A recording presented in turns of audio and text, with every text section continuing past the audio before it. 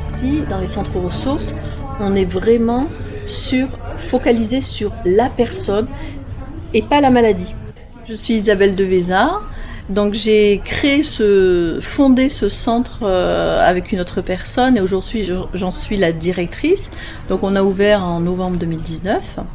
Et donc moi j'ai eu cette envie d'ouvrir un centre comme ça à Marseille parce que j'ai vécu et été accompagnée par un centre ressources à Aix-en-Provence qui est le premier centre ressources de France. Ça m'a tellement aidée, ça a tellement permis plein de choses positives pour moi que j'ai eu vraiment envie de fonder la même structure au sein d'une ville grande comme Marseille où il y avait pratiquement rien.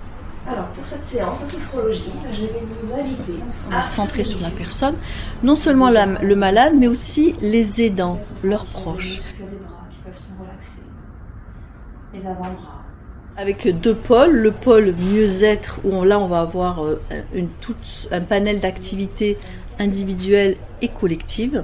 Et ensuite, on a le pôle PPACT, donc le programme personnalisé d'accompagnement thérapeutique, qui sur un an, on va regrouper entre 8 et 10 personnes sur un an, qui vont être encadrées par un professionnel. Ce groupe va se réunir les 4 premiers mois, toutes les semaines, autour de 5 thèmes, qui sont donc l'activité physique adaptée, la nutrition, la gestion du stress, la connaissance de la maladie.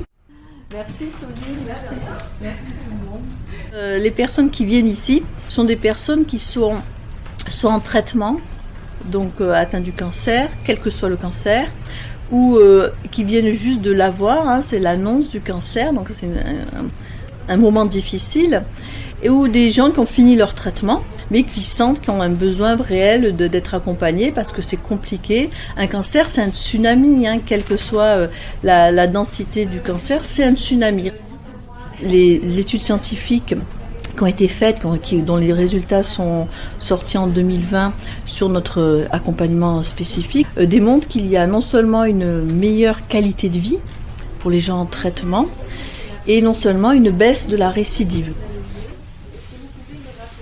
Après les traitements, il y a quand même les restes psychologiques qui sont là et qu'il faut traiter, dont il faut s'occuper pour retourner une vie entre guillemets normale, retrouver un travail, retrouver une vie sociale, personnelle. C'est fondamental.